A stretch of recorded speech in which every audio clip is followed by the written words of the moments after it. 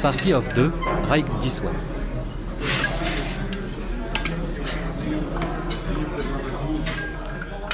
Bonjour, niggas. Bonjour, sinners and saints. Depends on which side of the coin you're on. So obviously, you know why we're here. This is exactly where we just got back from the movies, what you came for. Today is $5 Tuesday. So we just got back from Paragon and Cary, and we went to see Sinners. That was easily probably the best movie I saw in the last 5 years, I would say. Like Really? Even more than that? Wait, in any genre period? yeah, any genre period. What? Okay, so what about that horror movie that you really liked? The Devil, Late Night with the Devil. That was a good movie too, but no. Still Okay. Sinners. Okay. Okay. Yeah. The best movie I've seen in like the past 5 years at the fucking movie theater. Probably period though. I'm thinking about it. But yeah, best movie I've seen in the last 5 years. So shout out to Ryan for that. Wow. Ryan Coogler Like, from the Bay. yeah, that wow. His second collaboration with Michael B. Jordan. Yeah, Fruitvale Station was the first. Um, wow. That is probably Michael B. Jordan's best movie that he's done to date. What do you think? I still enjoyed him though as Hey Auntie, what's his name? What was his character's name in Black Panther? I can't remember. I forgot to. I can't remember his name. I'm drawing a blank right now, but I mean, I enjoyed Black Panther, but like Black Panther ain't he touching. also wasn't the star of that though. I really like the fact that he played his own twin. So full disclosure, when we do get to talking about the actual plot of the movie, this is going to be full of spoilers. So if you haven't seen it yet or you do not want spoilers, I would definitely recommend not listening to this episode until you watch the movie. Come back and see if you agree with our analysis, but we Yeah, will be spoiling it. Just full disclosure. for sure. Got to. Okay, Gotta discuss so the details. um all right, so let's talk about the food first, like we always do. We Yeah, forgot to order water though. I did. Yeah. Okay. I've had water there before though. Honestly, I don't remember, so I don't feel comfortable giving it That's any fair. number of straws right now because it's not fresh, it's not top of mind. But we could talk about the other stuff that we had to eat. Yeah, we had quite a buffet over there, didn't we? Yeah, I ate like a pig. I honestly am kind of disgusted with myself. Like, I didn't know you were gonna order like as much as you did too. Yeah, Yeah. so going down the list, we had the wings. Mm-hmm. You ordered the wings, Mango and it's habanero. mango habanero Extra wings. crispy. I'm not an extra crispy fan, but I ate your flats because you don't like flats, Mm-mm. even though it's literally still meat and they're seasoned the same. I don't understand why you can't eat a flat. It's I don't like that shit. I don't I can't put it in words, but I just do not like flats. I'm so sorry. It's so weird. Cannot do it. It's just it's normally not a problem except for when I want a drum. Sometimes I do want a drum. Like I'm not anti-drum. I just prefer flats, but it doesn't mean that I exclusively want to eat flats. Well, you have to be by yin, I'm your yang to your yin and vice versa. No, no. So Sometimes I want a drum. well, And I should be allowed to eat the you drum. have to sacrifice, babe. No, I don't. I don't think so. Luckily, I didn't want wings today, even though I have spoken on the show before about how good the wings are there. Oh yeah, those wings Yeah, that and you got shit to was see for hard though. yourself. I I was like, told oh you. shit, I these shit told good as you. hell.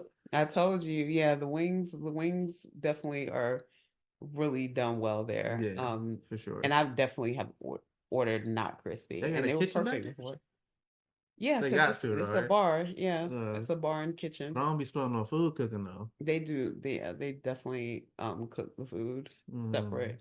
And then they also have like concession foods I've had in other Oh, but yeah, movies too, like hot dogs hot and dogs. popcorn and shit, Yeah, hot nachos. dogs. Those But nachos was trash though. Remember the nachos I had last yeah, time? nachos, the cheese melts weird or something. Cheese was salty as shit, boy. So you can get this Yeah. shit the fuck out of here. Yeah, so we didn't order those today. We stuck with the actual menu because we got the booth. So Just a heads up, it is cheaper to go on Tuesdays. It's only $5. But if you decide to get like the pod so you can sit right next to each other instead of like in the individual recliner seats, then it's a little bit more. But it's still discounted because it's Tuesday. So My shit reclined all the way back. yeah, I told you I'm talking all about the way damn near, back. damn near You can like, lie flat. yeah, I was so surprised. I was like, oh, I don't want to go this far back. Yeah, I like Paragon a lot. I did too. The That's my seats were movie all theater. plush and shit. Yeah, it's still new. And they were heated. It was heated seats in the Heated motherfucker. seats. Yeah. Cause like my ass was like burning. I was like, bro, what's happening here? And I Yeah. looked and I saw the button was on. I was like, oh shit, turn this button off, nigga. It's not that fucking cold in here. It felt good because it's always chilly in the movie theater. I always have to layer down. I've definitely seen people in there Yeah, with blankets full on. blankets. Yeah. So so you had the wings, the Caesar salad, that was okay. The Caesar salad was pretty straight. I'm not gonna lie. Like it was, it was just definitely fresh. Like romaine lettuce. I think romaine and like it wants like a spring mix. No, Caesar salad just has romaine. Oh, romaine, Right. okay. Yeah. Yeah, fresh, fresh lettuce. The cheese was nice. Like it wasn't like, that Kraft singles, that not Kraft singles, but like, Kraft like cheese, processed cheese where Like you can like Parmesan. taste the wax and shit on it. Gotcha. Like Mhm. ew, disgusting. Like no, like it was like fresh cheese, fresh romaine. The blue cheese was hitting too. Oh, you got it with blue cheese instead of Caesar? Okay. No, no, I'll take that back. I had the blue cheese for the With wings. the wings. Yeah, Okay. but I had the Caesar dressing with the Caesar salad, and like everything was up to par in terms of the salad. So I was quite surprised by that. I'm gonna be honest with you there. I was quite surprised when I ate all that shit though. So it was And really, then you really good had the salad. lemon drop martini. The lemon drop martini with the salt rim. That was really tasty as well. Definitely bottom tier liquor, but I only paid like $10 for the fucking drink. So what do you expect? But it was really good though. So no complaints there at all. And the wings, like she said, we had the mango habanero wings. They were really delicious. I was quite surprised by this theater food. I'm not gonna lie. Like it's definitely like up there, in terms of like I would say it's like one step above Applebee's or like your um Chili's. Okay. Yeah, So that's fair. That's a fair comparison. I was torn between getting the chicken tenders, but chicken tenders are just one of those things where they're either really good or really bad. There's like rarely an in between. hmm. And I was nervous that they would be too much like Zaxby chicken tenders where they overcooked and not meaty enough, or just too much breading, or just whatever. I was just like, you know what? And I tried to do a little research, like a little recon. So if y'all have had them there, let me know if they're legit or not. For context, I think the best chicken tenders out right now, because Chick-fil-A has changed drastically. Chick-fil-A used to be my favorite chicken tenders, but something about them, they just always taste burnt now. So like I can't get jiggy with Chick-fil-A chicken tenders anymore. But for context, my favorite in the game right now are Bojangles chicken tenders. The only thing is with Bojangles, everything is Cajun flavored. So like sometimes I just want a regular chicken tender. I would love whatever they're doing at Bojangles breading wise, the ratio of breading to chicken is perfect for me. It's just sometimes I don't want the little spicy kick to it. I just want a basic ass chicken tender. And that's where they lose me as far as being my go-to place 100% of the time. But otherwise, they are ahead of the game as far as I'm concerned. So when I looked at some of the pictures, I was like, I think I'll pass on the chicken tenders. And I ended up ordering the shrimp quesadilla and loaded fries. So if you guys remember a couple of weeks ago when we went to see, what movie was that? I think Dinner Thieves too, maybe. No, we went in the movie theater. No, we've reviewed it on the show. A magazine dreams. Yeah, when we went to see Magazine Dreams, and I was so disappointed in their loaded fries. Yikes. Wow. So I still wanted to get my French fry loaded, French fry taste bud scratched, I guess, or whatever. And these hit the jackpot as far as like they had everything I wanted on there. They had scallions, they had jalapenos, they had the cheese. The only And they were tempura fries. They were tempura fries. That was my only thing. Because on their menu they actually have waffle fries. So Oh, so if there was like a person taking my order, instead of ordering through the app, I would have asked for, because when they said crispy fries served, loaded up with queso, bacon, and etc., I was like, I would really like the waffle fry with this. I feel like the waffle fry would have hit better, but there was no way to like substitute when you're ordering from your phone. But then that's where like what you call it it has the advantage, Alamo, because you talk to a person, you can, place an order. But maybe if we had gotten there sooner, we could have done the same thing. it was the tempura waffle fries they were offering. No, it wasn't tempura waffle fries, it was just waffle fries. I don't know how I feel about that, like being like loaded. I think, well, I don't mind a mushy fry. I don't mind it when it gets a little soft. No, that's not my issue. I just think tempura, like tempura fries, it's a wonderful combination when they're loaded. Mm. Waffle fries. I've never had loaded waffle fries. Have you? No, that's why I wanted to try some. It like my inner fatty said that sounds like a good idea. Yeah, need some big fat shit. Yeah, I was. I wanted to remix it, but it's fine. But these were really good. I enjoyed them.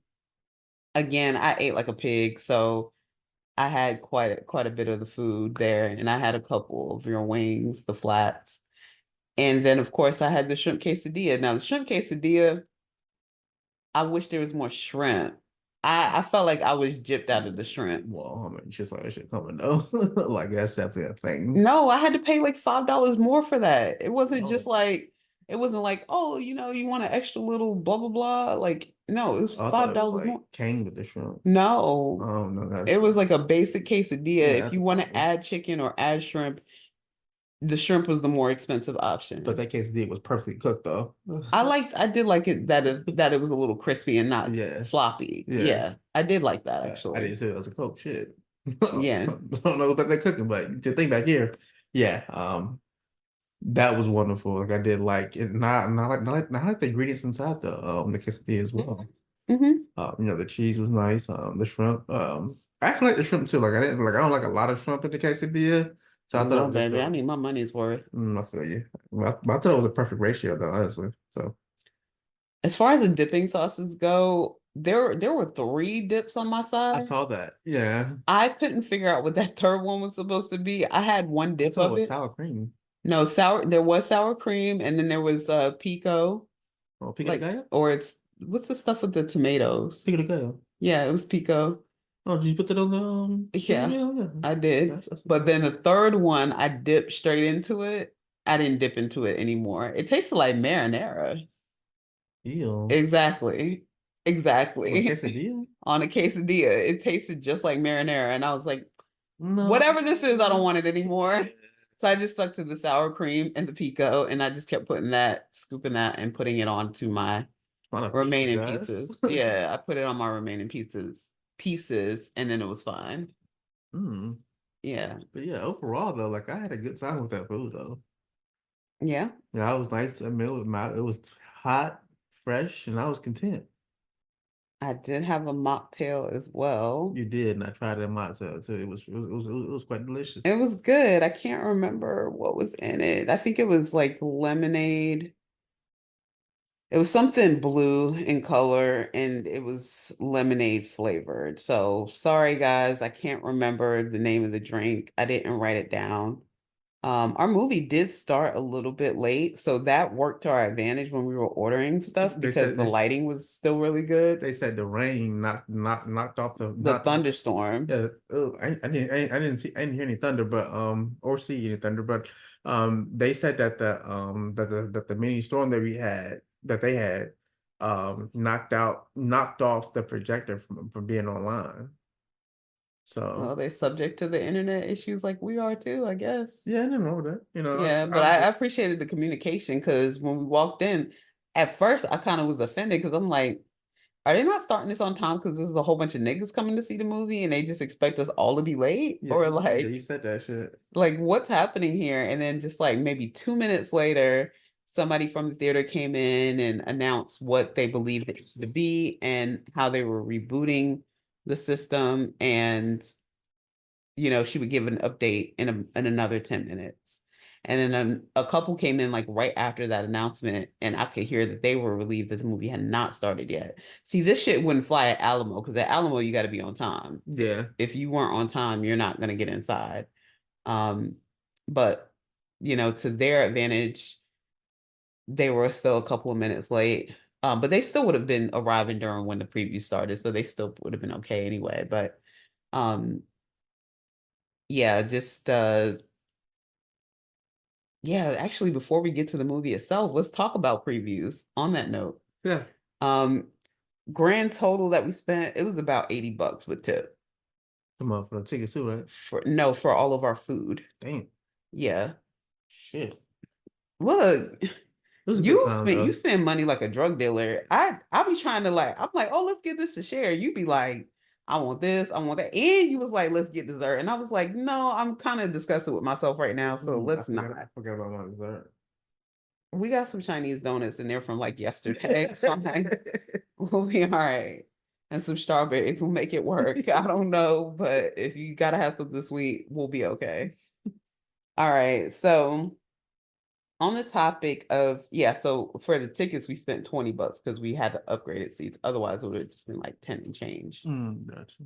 All right. So as far as the previews go, I did appreciate they didn't do too much here. Yeah. As far as like making it 30-minute long previews, I don't know if it would have been shorter otherwise, or if they just shortened it for us because of the delay. But I was grateful either way. We had 3 previews. The first one was for Karate Kid Legends. Why are you snickering? It looks so good. It looks so cute. It's going to be starring Jackie Chan and Ralph Macchio. So that's the original Karate Kid for the young people that don't know. And I just like that Jackie Chan is going to be passing the torch. I don't give a fuck. I'm going to see this movie. Now, will I see it on $5 Tuesday? Absolutely. Will I get the upgraded seat? Probably not. But I'll go see it, I guess, with my mom. Yeah, you don't have to. Party of Two will not be reviewing this one together, I guess. I just wasn't sold. Bro, it's like 10 of these movies already, bro. Like, you're like, bro, I'm good, bro. I've given up on I've given up on the series though, the Netflix series. No, Cobra Kai. Yeah, Cobra Kai. I think we gave up on the first season, didn't we? Maybe not the first season. I think the second one. I think we slowed down. Yeah, pretty early. Yeah, it was still during COVID. Like we were. That shit got cheesy. Yeah, yeah. I want to defend it, but I can't. And it just got to be too much, like with the who's evil one day, who's not so evil the next, whatever. Yeah. It's fine. But I just like that Jackie Chan is in this one because that man can do no wrong to me. And I look forward to seeing him pass, quote unquote, pass the torch to the next generation. Because they basically remixed it where it's like now the Asian kid is doing Taekwondo or Kung Fu or something with the karate with they wanted to Master Miyagi's build on karate. elements of karate and kung fu. I don't give a fuck about none of that shit.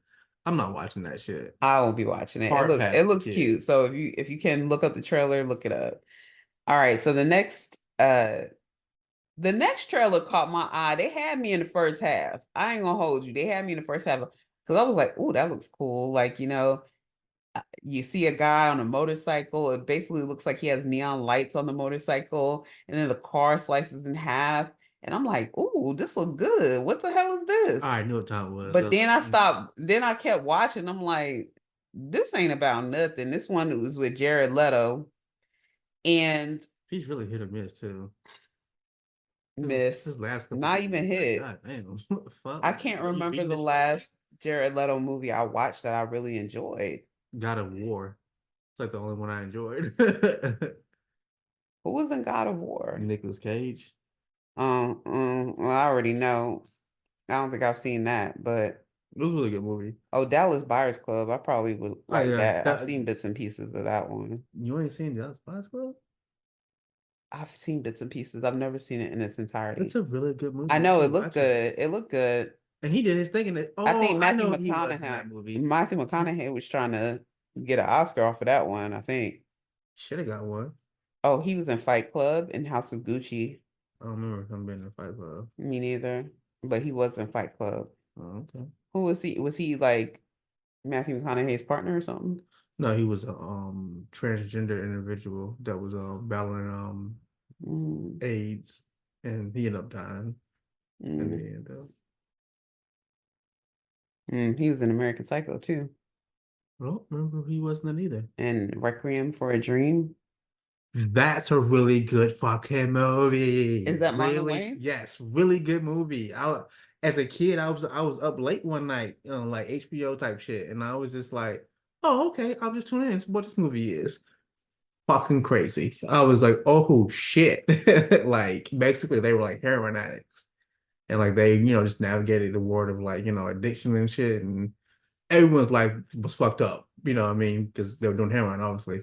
But really good movie. So okay, he got two under his belt. Okay. And that, for reference, American Psycho Requiem for a Dream came out in 2000. And then Dallas Buyers Club came out in 2013. So there's quite a big gap there. I mean, but he did God of War though, like in between. Was it War? God of War? I don't know. I don't see that one. It's not listed as his top billing movie. So got you. maybe gross. Maybe It didn't do that well or something. I don't know. Yeah. But yeah, they had me in the first half. By the end of it, by the time they showed what it was, I was like, Tron Ares. Yeah, Not sure how to pronounce I saw it. the first one, Tron. It's based off like The video game, right? Yeah, the video game sucked to me as a kid, and the first movie I saw sucked as well. Don't get me wrong, like the special effects that you saw, like doing that trailer was top notch. Not gonna lie on that shit. That's how they got me. I mean, I was like, oh, this looks nice, but then I saw the motorcycles. I was like, oh, I know what this is. I'm cool. Yeah, so I tuned out pretty quickly once they got to, I guess, what it was about. And by the end, it was a no. We looked at each other and just shook our heads because we knew we weren't coming back to see it. Not at all. And then the third and final trailer, speaking of Marlon Wayans and Requiem of a Dream, was Him, which is Jordan Peele's new project. If you haven't caught the teaser for this one, I think it came out about a week ago, 2 weeks tops. Did you notice that the main character is that guy from Atlanta? What guy from Atlanta? The episode where the guy not the mall scene.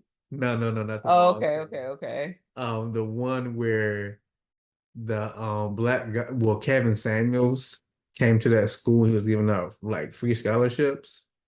And like the Knicks guy, he needed a scholarship because his dad won't try to fill out a fucking FAFSA for him. Remember that shit? Vaguely. And like he ended up like not getting a scholarship. He ended up working at like Radio Shack or some shit, and he like leaned into his black side. Because at first I thought that was Chet Hanks. No, Chet Hanks was okay, never mind. Yes, I do know what episode you're talking about. Yeah, he ended up working at like a Best Buy Circuit City type joint at the end. Yeah. I do remember. Okay, that's who that is? Yeah. Okay. Definitely want to put that together. I have to see faces like several times before I'm like, oh, that's that person. Unless you have very distinct features. Yeah. I'm not gonna remember your face the first time around. And his name is Tariq Withers. I don't think his features are unique enough for me to remember them. But I'm sure after this project, as with him being the main character, yeah, his star will be rising. You want to take a guess at how old that guy is? 26. Did you just look at my phone? No. Oh, okay. How old Yeah. is he? 26. Oh yeah, I mean he looks 26. So. Okay, all right. Just curious. He was also in I Know What You Did Last Summer. I didn't see that. So yeah, him. It's coming out. I think it's coming out in September, October of this year. I'm definitely watching that. We'll definitely be watching it. And So we hope review it for you guys. yeah, we hope Gots that to. you're still around during that time. And yeah, it's definitely You giving think that guy says nigga? Illuminati meets the NFL. Huh? You think Tyrese says nigga? I mean, he is a nigga, ain't he? Yeah, but I keep thinking, you know, And his name is Tariq. can't get no black from that, Yeah. huh? And it's not even Tariq like a Muslim spelling, like where it could be, Tarek or Tarik. It's Tyriq, where his mm, parent was black. mm, A black parent named him that. yeah, for sure. So yeah, I think he says nigga. Okay, just wondering. No, I mean he light skinned, but I think he says Nigger. nigga. Hardy are. No hard ER. But yeah, that's what's coming down the pipe for you guys. If there are any movies that you want us to review, definitely let us know. Send us an email at partyofdue1231@gmail. So that's PARTYOFDEUX1231@gmail. And we'll review whatever you send us. And it could be a restaurant here, we're in the Raleigh area, so don't be having us in Timbuktu, please. Um, and we'll be in Charlotte in a couple of weeks as well. So, Yeah. well, next week actually. So, yeah, we'll be reviewing the Kendrick show in a couple of weeks. So, yeah, we look forward to Definitely excited about getting that. some recommendations. If you have some for us, we'd appreciate it. So getting into the film, because some movies are movies and some works of art are considered film. This is a film. That's what I always say, you know, like there's artists and then there's like entertainers. Um, there's literary works and then there's just reads. There's movies and then there's like, Films. yeah, this was a film. Oh, a well-crafted, thought out ideal. I love to see it.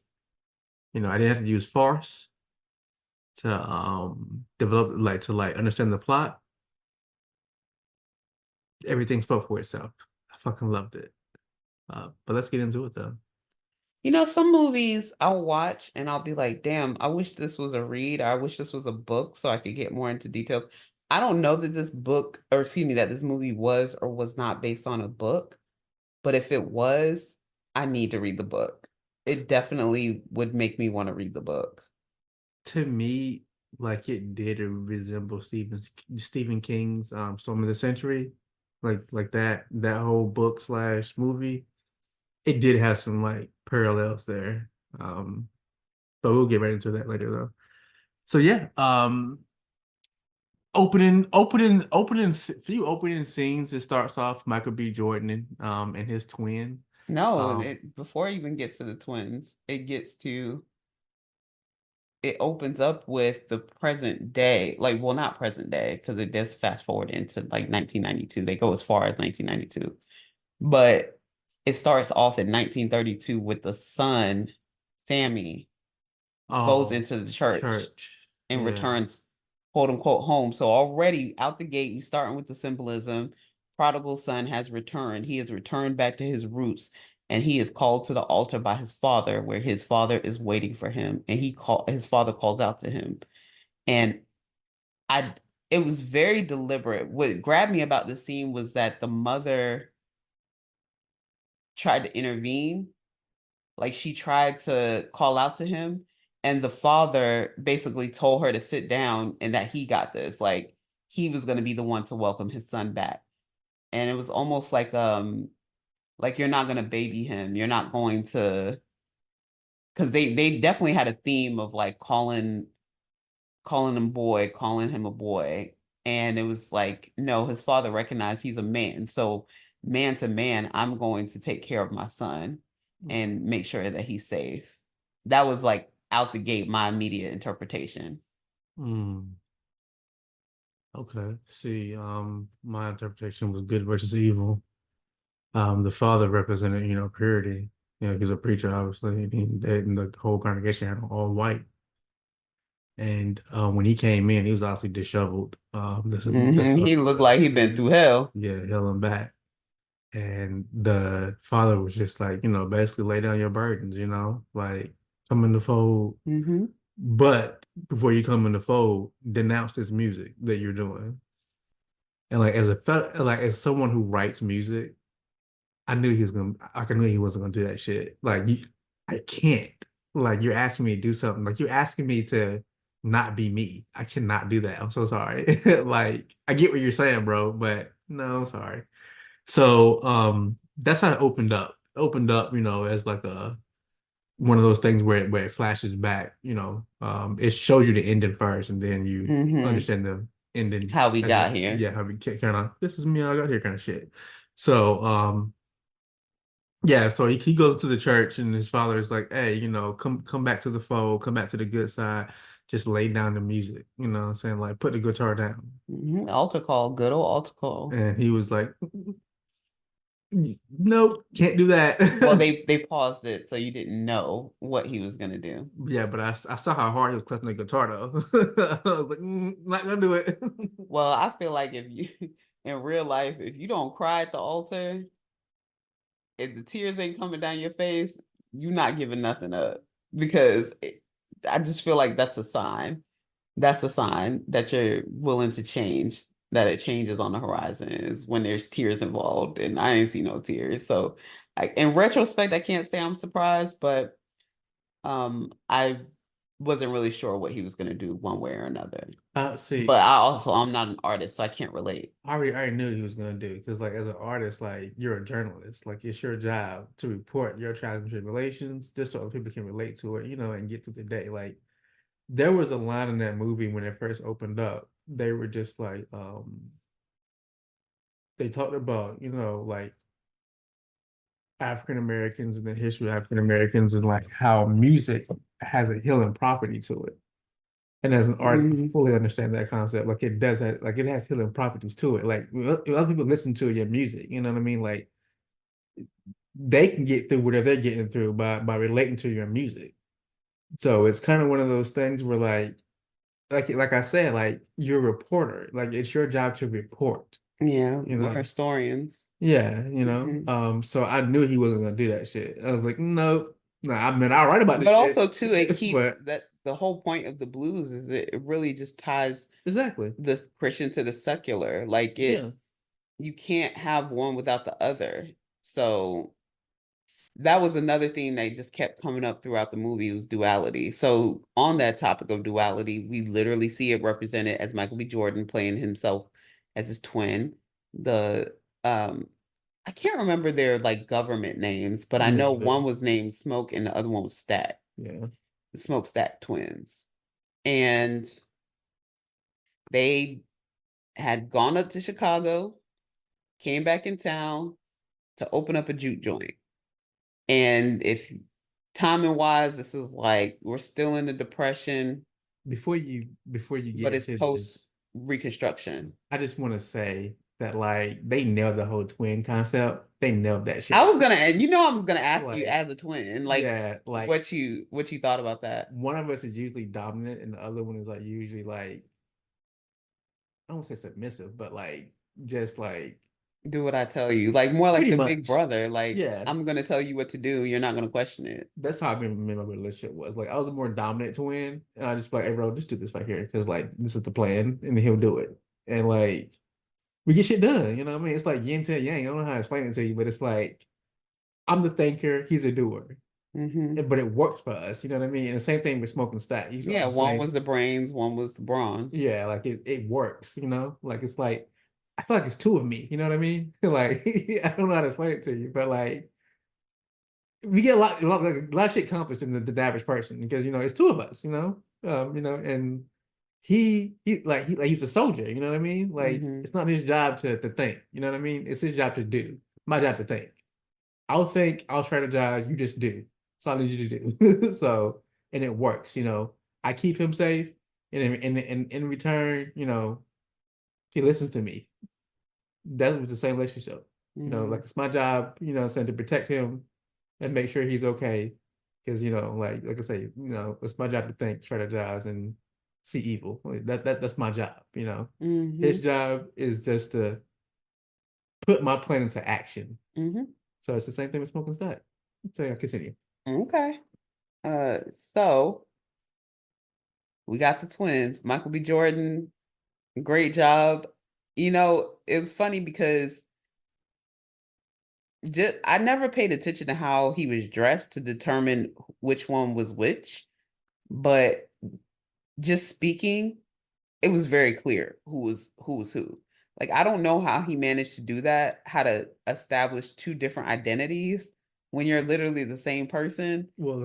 I mean, I know that's how twins work, but no, as I an mean, actor, no, I mean like like the colors.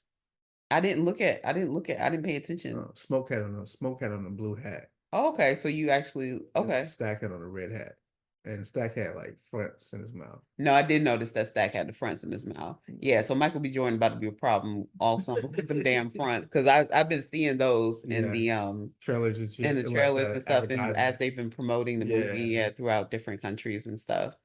So he's gonna have a good time outside this summer.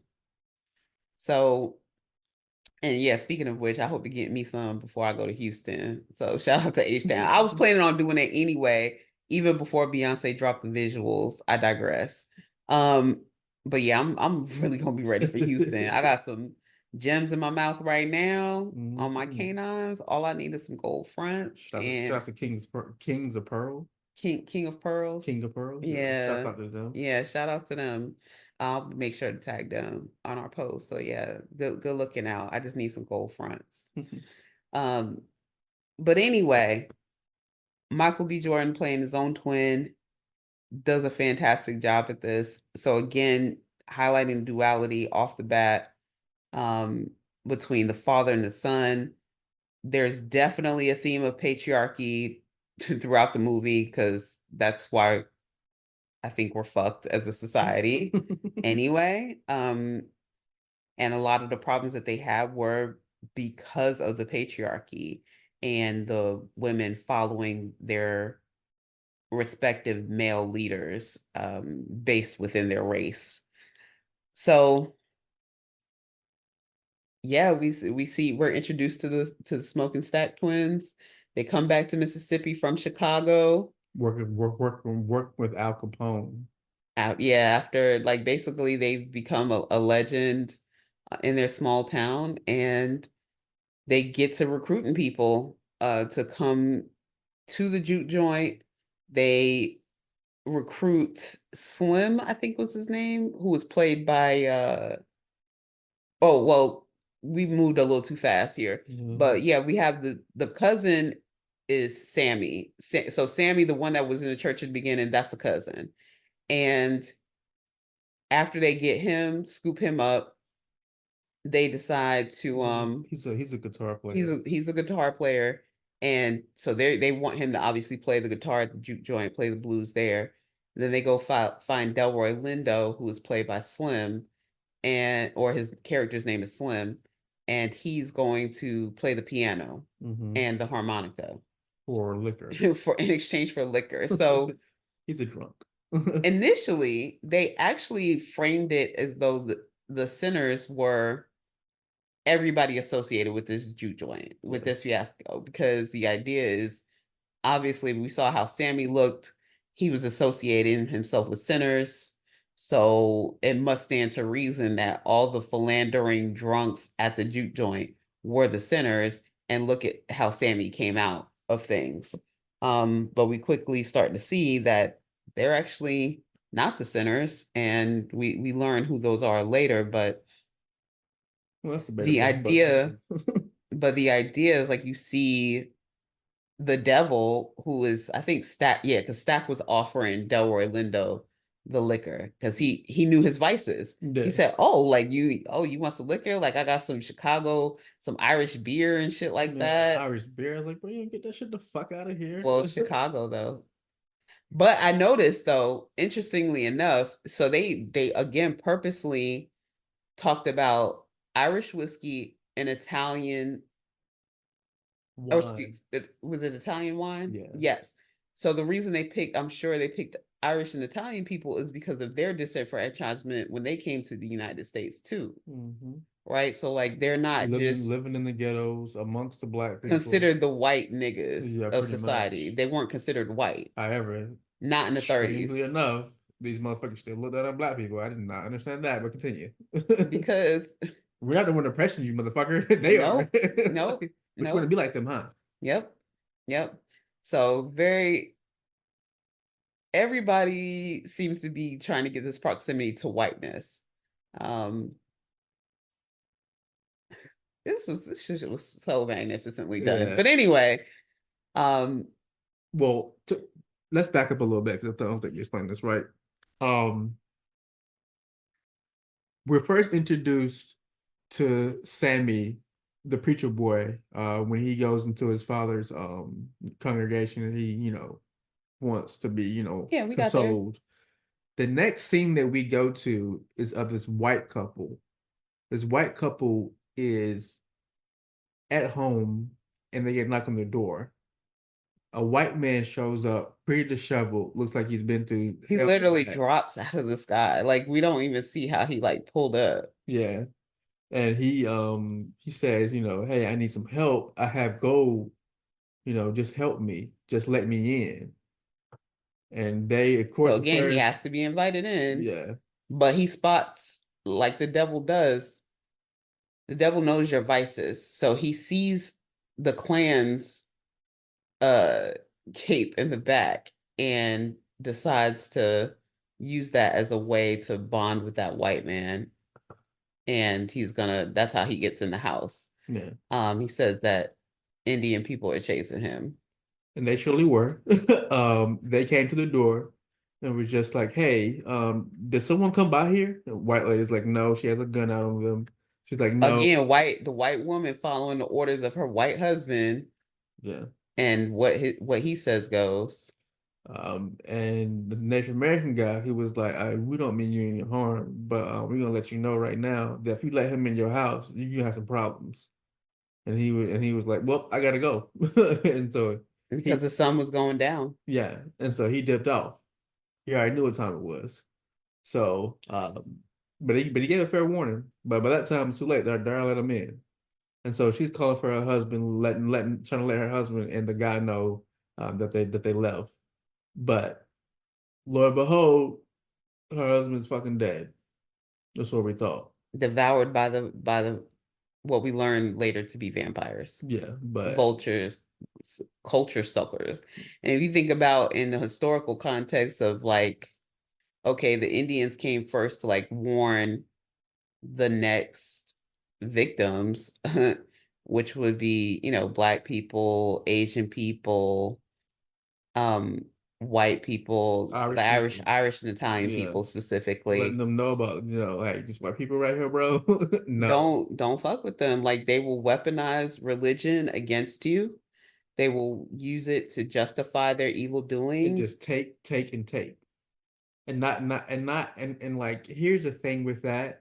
Like they're gonna promise you the world, and it's only when you're exhausted. When you're tired and you're exhausted, meaning that they're gonna put you through hell and back, and you won't understand what the fuck is happening.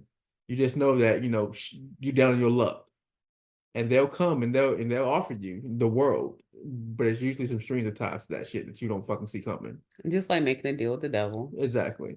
So yeah, continue. And again, from a historical context perspective, this was perfect timing because everybody in the small Mississippi town is working on a plantation. So yeah, slavery's over, but nobody's getting any actual money. These niggas are working for fucking stamps or vouchers that they can only use in the fucking stores that are associated with those plantations. So it's like you're paying people in food stamps and not allowing them to shop anywhere that they should freely shop. So they're not really free. They're sharecroppers working on these plantations. No, not even indentured servants. No, I said no, quotation marks.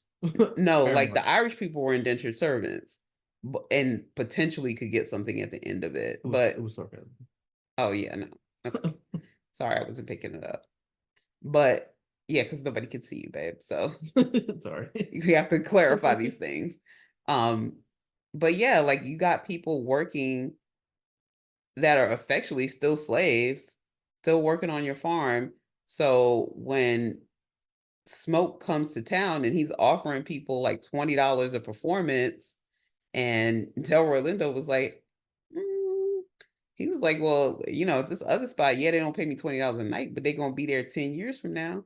So I can keep going back there. Like, yeah, you gonna give me the Irish beer, but because of his vices, he succumbs to them, makes his deal, quote unquote, deal with the devil, um, where Stack gives him the liquor, and that's it for him.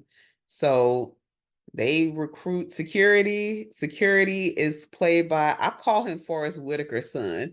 I know that nigga is not related to Forrest Whitaker, but he looked like Forrest Whitaker to me. The big guy from 8 Mile. Big guy from 8 Mile, big guy from what was that series that he was on where they played football? That was a movie, I thought. No, it was. And I think it was with The Rock. Oh, Ballers. Yeah, he was on Yeah. Ballers as well. Yeah, I forgot who you're talking about. Yeah. Omar Benson Miller. Yeah. He is Cornbread. He is the security. Um, when yeah, Stack pulled up on him, and yeah, he's working the farm. He's picking cotton with his wife, and she's very visibly pregnant. And of course, because she's visibly pregnant, like who the fuck wants to work? So he comes up with an opportunity you can't refuse, and he does not refuse it. But mainly because of the direction of his wife. So I kind of wonder what was being said here. I guess like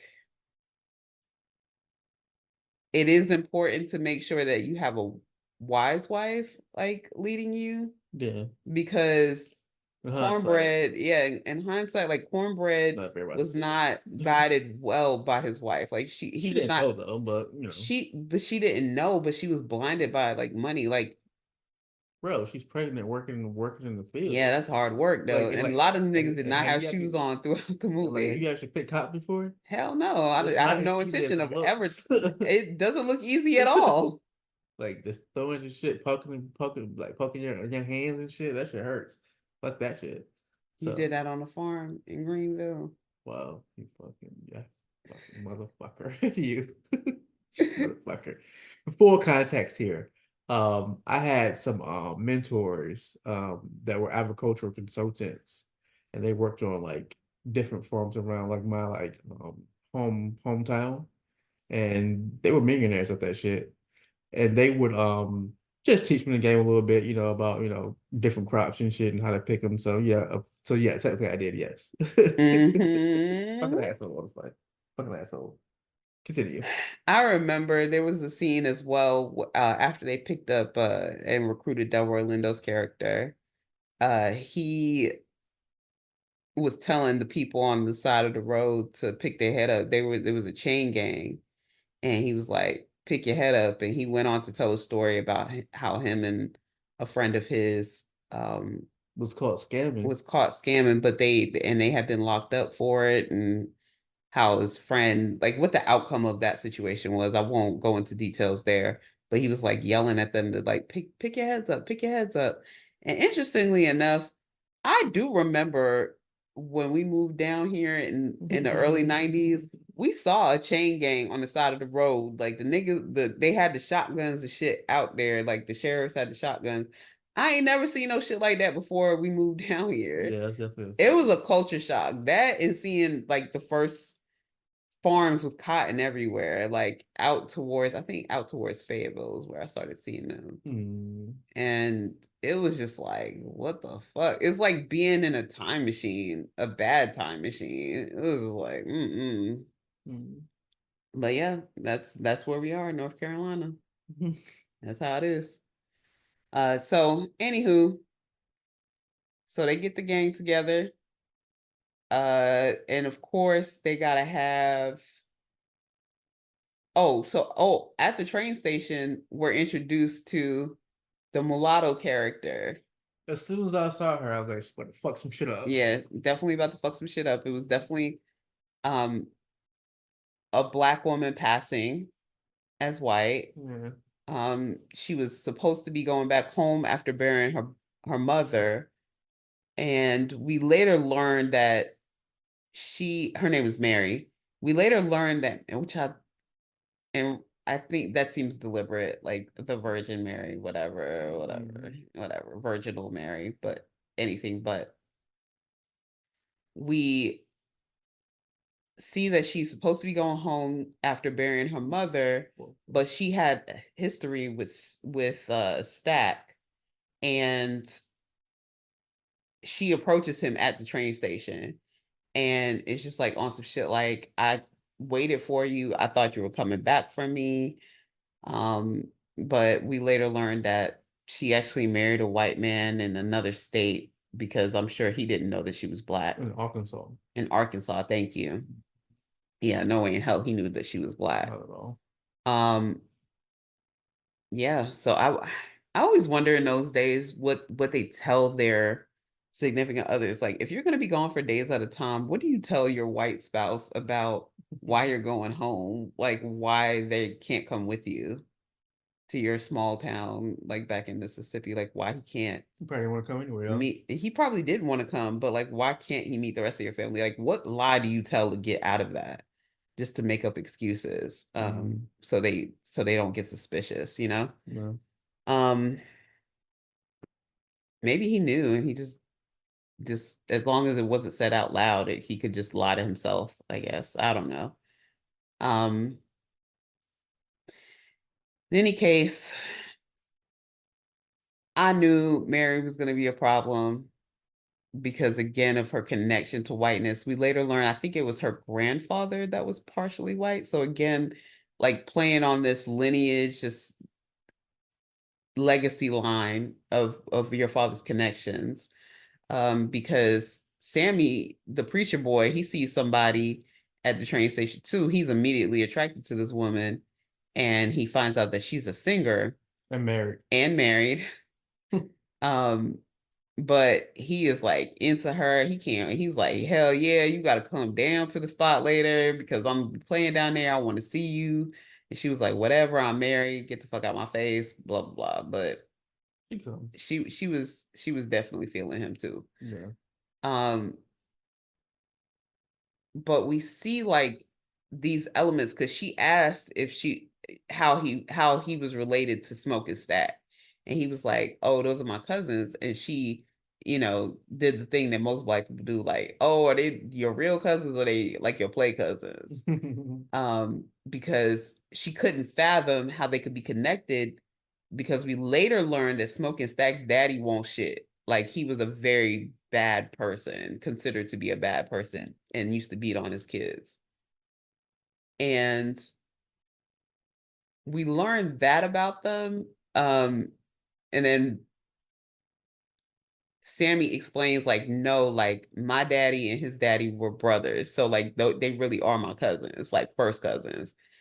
So again, the duality, though, two brothers, one good, not so good. That's the preacher man. Then one with this troubled past. Yeah. Okay. Patriarchy, lineage, heritage, great theme, illustrated several times throughout. Okay, cool. So yeah, and then I think Mary's granddaddy was the one that was half white, half black. And then she ended up just getting fair skin. But I'm sure he ended up becoming half white and half black due to the rape of the mother. So chances are that shit was, the point is, her blood was tainted. Okay, so, and this is important to note because we're fucking dealing with vampires here. Yeah. So, boom, get to the actual juke joint. Oh no, they had to recruit one more person. They got to recruit somebody they got to recruit the people to order the catfish. Smoke gets them involved. He gets his love he gets interest. the Asian people, they gotta place the order first for all the stuff that they need. Well, So they had to that. make the signs. I mean, this was, I'm not going in any particular order. Yeah, no. But they didn't have anything to do with the food. They did the actual sign outside. They did, but they also placed the order for the catfish. Um, Like, who actually cooked it was the black woman, mm, which was Smoke's love interest. But we'll get to her in a little bit. yeah. But the Asian people, so this is like they ran a store. They ran the town store, which in modern days, like, Yeah, that's pretty. okay, that's like pretty in your face there as far as Yeah. like the Asian markets are concerned in black communities. Yeah, like making money off of black people, but not really being associated with their blackness. That's why I was kind of surprised when they started to like come to the juke joint. Because most of the time they'll do business with you and shit. They're not gonna chill with you and shit. But interestingly enough, though, like, but don't they though? Like they usually do, or they are involved in the culture respectfully. Like if you think about it, I think Eddie Wong is like the perfect example of this. Like Fresh Off the Boat. You ever watch that show? No. Okay. So he's like a big hip hop head and very Chinese, like very excuse me, he might be Taiwanese, my bad. But very like first generation Asian descent, interested in hip hop culture. I mean, like the rhythm and blues, but don't necessarily want to be around the niggas. Like it's like they like the rhythm, but just not the blues part. yeah, exactly. And from what I've seen, you know, just in like my local urban environment, that's pretty much how that shit is though, bro. Like they'll fuck with you and shit, you know, when it's the highs, you know what I mean? Like your music. And when shit get rough, selling shit time to go. But soon as shit get, you know, a little rough, them niggas is out. You know what I mean? And that just goes back to the whole saying of like, you not us, nigga. Like, you know what I mean? Like you might identify like with some of our shit. Cool. You know, some of our plights, you know, cool. But like it's not you. Like you're not in these shoes. So yeah, continue. You're people of color, but you're not black. Exactly. Continue. So we see the Asian people. They get all like the supplies basically to make the party jump in. Yeah. But to actually cook it, of course, they recruit the black woman. Yeah. And she was a voodoo. Who is Smoke's love interest. AKA a voodoo doctor, wasn't she? She wasn't like a well, doctor. She definitely had ties to voodooism. Yes. So she was from the Bayou. They kept referencing the Bayou. So the proximity to being near Louisiana, which was actually closer in their African, like to their African roots. And still like there's a religion there. It's not Christianity, but it's tied more so to the homeland, to West African roots. And her name was Annie. Her name was Wumi Musaku, and her character's name was Annie. You know, doing that scene, like when he was recruiting her, I was like, what is this? What is happening here? Like, are you guys sister and brother? Because I don't think so. Like, this is like some sexual tension here. Like, what's happening here? And then when they kissed, I was like, oh, okay, it is sexual tension here. So, well, it was even before that though. He asked her basically. So during the scene, like Michael B. Jordan's twin Smoke was upset with her, and he was just like, "Hey, like, but I need you to come down to the juke joint and fry up this catfish that these Asian people about to bring over because that shit gonna be fire, and we need your help." And she was just like, "No, like." He seen her like selling stuff. She was like the candy lady, basically. Like she was like the little corner store lady on her plantation. That she stayed behind to work, and she was taking the coupons from the kids, and he was just like, that ain't no real money. Like I don't want you I don't want to see you taking that, blah blah blah. But she was like, no, I don't want your money because your money dirty, blah blah blah blah. And so he was just like angry with her because he was just like if your voodoo works, then why the fuck am I like, why didn't it work on our baby? That was the first. Remember, he said that first. So I was like, oh damn, like he hurt. You know, there's unresolved, unaddressed undiscussed trauma there. Yeah. You know, and I think even in present day, that there's something to be said to that, like not discussing things and how that can tear a family apart, you know? Yeah, fester and then tear a family apart for sure. Yeah, come between black love, so to speak. And so But I was rooting for them though, and like she actually looked like a black woman. That she was like beautiful. I fucking love that. Yeah. You know, like she was curvy, you know, dark skinned, you know, she was But very desirable, very yeah, sexy. yeah. Because even like, yeah. First of all, please do not bring your children to this movie. Like, just Yeah, don't. I was like, whoa, buddy, what are you doing? Don't do that. And there were definitely children in our movie. There were friends. Shout out to Merce, who also went to an earlier showing of this movie. He said that there were children in his movie as well. He went to like a matinee. Um, but yeah, like that scene where she grabbed him and she was like, "Yeah, your body don't miss me." I was like, "Ow." But yeah, they was getting it in because they clearly missed each other, even though he had his reasons to be upset and she had hers. And at the end of the day, she felt like I protected you. She had like a pouch for him that he wore around his neck, and the brother did not. The Yeah. brother did not have any type of protection. He just didn't fuck with Mary anymore, and that's all we knew. There was a saying when I was a kid, like voodoo wise, that like if you put pepper at your doorstep, that it blocks away evil. Mm-hmm. I'm not sure how true that was, but you get the point. So Well, I mean, I've definitely like had holy oil. I don't think I've had this place. Maybe I should though. like the Maybe cleanse this place. older generation, they used to tell us that shit. I believe in stuff like that. I don't, I also don't believe though that like there's this guy named Nicholas on Instagram. I can't remember his actual handle, but he goes around interviewing people of all types of Caribbean descent. And usually it's in New York City because duh. But he's actually been to some of these countries. And I remember there was a video where he went down to Haiti and he discussed like their voodoo culture and religion. And it's just a shame. Like I do wonder, like if Christianity had not been indoctrinated upon us, like what would the world look like? You know, if we hadn't been taught that that was wrong, that that was devil's work, what would the world look like? Like honestly, but it just Rich culture.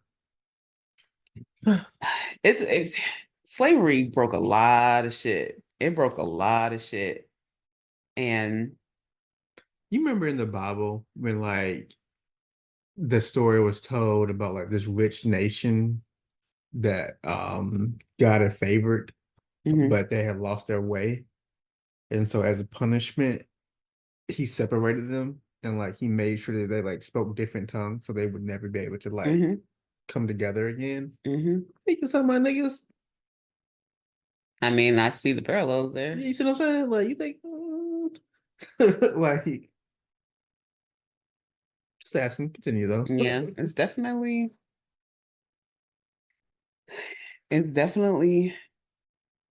definitely there, but to use Christianity to weaponize it against niggas is has always been my problem with organized religion. But I digress. I'll get off my soapbox about that. Yeah. So bottom line is Annie is that girl. She's summoned to fix up the catfish for the juke joint, but her expertise is certainly going to be needed later in the film. So the party get to jump in.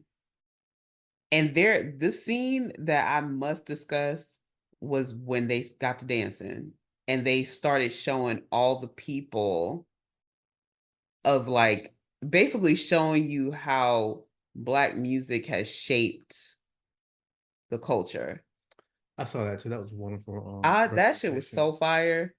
But did you see like when they were just dancing period, even before that scene, like it reminded me of that of that The of that paint. painting. Yeah, it reminded me of that. I Yeah. was like, oh shit. Yeah. Yeah, Yeah, I could see that too. that's pretty dope. I could see that too. But there's a scene in there where they're dancing and they're tying all the different genres. And generations of Yeah, like the transformation of Black music yeah, over the years and how it all ties back to the blues, which does tie back to gospel. yeah, for sure. And at the end of the day, it's all rooted in African drums. That Yeah. bass line, that's the beat, that's the heart of it. Yeah. And so no matter where you are in the world, no matter what generation you're in, um, Country Music Awards got bad news for you. The banjo, that girl is ours. That the Beyonce album of the year is for a reason. It's for a reason because all of that shit is ours. Yeah. All of that is rooted in African music. And I challenge anybody to show us something that predates that. I mean, most stuff told us that on Black on Both Sides. Yeah. Remember that? I don't know. What was that song called? Umi? Rock and Roll. I think it's called Rock and Roll. Oh, Rock and Roll. Yeah. He was like, Elvis Presley ain't got no soul. He got it for somebody else, basically. Mm-hmm. Yeah. Same shit, you know? Yeah. Yeah, so it's beautifully choreographed. I just love how they piece that together, like really connected the dots for you. I don't care what type of reading level you're on. I just feel like it was hard to miss what was being said. Yeah. As far as the bigger picture was concerned. Everything was spelled out for you really well here. But as they're enjoying themselves, having a good time, present day, we all know if you're Black, Yeah. there's not too you're enjoying yourself having a good time. There's definitely gonna be a white person minding your business somewhere nearby, telling you shouldn't be doing this or trying to steal your shine or trying to scheming and shit. yeah, like what the fuck? Like, get the fuck out of here, little nigga. Like, bro, go away. Go Do your own away. thing. Like, it's okay to be you. Like, I mean, them niggas' eyes was red, like with yeah. envy. Like, nah, you don't like us. Remember, like, just stay over there. But you know one thing that caught me off guard though, like when okay, so as Odaflay said, like they're having a good time. You know, everyone's enjoying themselves. You know, music, liquor, food. You know, camaraderie, enjoying themselves, right? What these three white people show up at their door. Okay, so this is the devil that we saw earlier Yeah. that transformed the husband and the wife into vampires. Mm-hmm. He shows up with the couple, and he's like, "Oh, we heard the music from down the street, and we want to party with you guys." And the guy at the door was like, "I don't know about that. Like, are you sure you're in the right place?" Cornbread. Yeah, he was like, "I don't know about that. You sure you're in the right place? Because this isn't for you." And they were like, "Oh, we can get down too." Then they started playing that music and shit. Mm-hmm. He was like, "No." He was like, "Hey, go get the twins." Literal gatekeeping. Exactly. Literal gatekeeping. He was like, go get the twins. So the twins came, Michael B. Jordan, obviously, smoking stack, came and were just like, "What's up?" They were just like, "Oh, we want to party with you guys. We heard the music, you know." He was like, "No, we good." Like, not here. Get the fuck on. And they're like, "Oh, we're from North Carolina." I was like, "Fuck you mean you from North Carolina? Like, what they got to do with anything?" I just thought it was odd, that he said that. He said, "Yeah, we're from North Carolina." I was like, I did catch that they said, I think the idea might have been to say that they might be a little more sophisticated because they're closer to the Mason-Dixon, so further north, like got you. Maybe more liberal minded, but still below the Mason-Dixon line. So like, let's be clear, like we're still racist, but we're not as racist. We're racist light because the white woman kept saying we're gonna live in harmony. Remember? Yeah. So she was on some like, yeah, we can like, integrate a little bit. Like we can all just be together and let's have a good time. But but the white men still had their own agenda. That wasn't on their agenda. So I don't know where she got that from, but nonetheless, the black people weren't going for it. They were not having it. They were gatekeeping. You need to go down the street with that bullshit. There's plenty of other options for you. Like, you got everything. This, like, I take a class called African American Populations, and it shows us like what these institutions, these Black institutions, such as that juke joint, the significance in these institutions. It's a sanctuary for Black people. You know, we can be ourselves. We got to worry about white people. You know what I mean? We got to worry about being oppressed. Like, it's there for us, by us. And so that's what this juke joint served as. It was a getaway from the everyday grind. And so white people, of course, came. It was like, bro, like, oh, like let your hair down. let Literally, let your hair like, down after you worked your ass off in somebody else's field for fucking fake money. Yeah, like we can come and add to this. No, you cannot. Get the fuck away. Like, bro, you can add to this. You're the reason why this exists. Please leave. Black people understood that shit. And so they sent them on their way. The mulatto that we talked about earlier, Mary, like got into one of the twins' heads and was just like, "Oh, let me go see what smokes." Yeah, let me go see what Excuse that me, stat. Like they needed money basically because basically what was happening here is that people were paying and just fake money from the plantation money. Yeah, the and so vouchers. Smoke and Stack were just like, this ain't real fucking money. Like, what the fuck is this shit? Like, I can't use this shit. And so the white woman was like, oh, let me go see what the white people was talking about. They got money. And he was like, at first he was like, nah, don't do that shit. Like, fuck the white people, bro. And then she kept, insisting, let me go fill them out at least.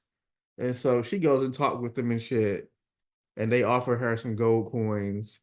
But she's still a little hesitant. And then they show their true side, straight vampires. And she tries to run away, but they ended up biting her ass and changing her into a vampire. So yeah. But I thought it was kind of interesting though. Like eventually her little spidey senses did go off. So I guess that was like her black side kicking in. Where but it just kicked in too late. Yeah. And it was just like because she tried to get away. She was like, something's off here. Like, nigga, as soon as his eyes changed, I'm like, okay, we're run. I gotta go. Not a ran. Right up out of there. But it didn't work out that way. She wasn't able to escape them. And so she managed to infiltrate and get back inside because she was undetected. She asked Cornbread to step aside and let her in. Because he even mentioned that he was like, nigga, you been here all fucking day. Fuck are you asking me for? Go ahead. Yeah, that's right. And so you gotta invite the devil in. That's definitely the takeaway.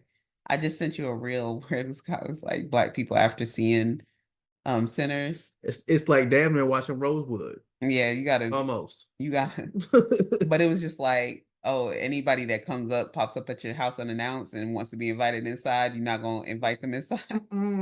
Nope. So yeah, so Mary goes back inside. She ends up having sex with Stacks, and she changes him, bites him and kills him, and he's reborn in the white image. And so not literally, y'all, just like no. Like he's starting to see their perspective basically and trying to convince the others to get along, but his brother does discover him. At first Sammy goes to get him under the instruction of his brother or his cousin, Smoke. And he sees him having sex with the white woman. So he's like, or Mary. He sees them having sex, so he turned around. He said he didn't want to interrupt them. He was like, I don't give a fuck what he doing. I'll just go get him myself. So he walks in, and then that's when he sees that like all the blood everywhere. It gets quite gory at this point. And Annie picks up what's happening, and she Smoke does shoot Mary once he realizes what's happening. And this bitch got up like nothing happened. So Annie picks it up right away. She's like, that's weird. She called it something else. What did she call it? Like a hank or ham or something like that? A what? A ham or a hank or something like that? No, and that didn't sound familiar. I mean, start with an H. She did call him something. She did call them a name, but I can't remember. But then she she thought about it a little bit more. She's like, oh no, these are worse. These are vampires. Yeah. And so they make that realization that they're vampires. And so at this time, they're like, party's over. like the party's over, like we gotta go, y'all gotta get the fuck out of here, and so everyone leaves, or so they thought. But what really happened was is that these white people caught these niggas outside and like bit them and shit, and turned them all into vampires. So the army is growing. Yeah, army of vampires are growing. Smoke, And it's also too, at some point too, Cornbread had gone away to the bathroom. And so I thought that scene was so odd.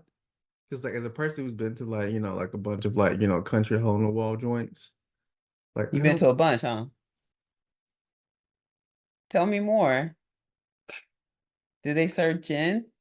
our culture, Moonshine? yes, they do. Our culture is so rich. Like I actually feel sorry for you though, like a little bit. Because like you'll never understand how it is to go to a juke joint and like get a shot of liquor, just a shot of corn liquor.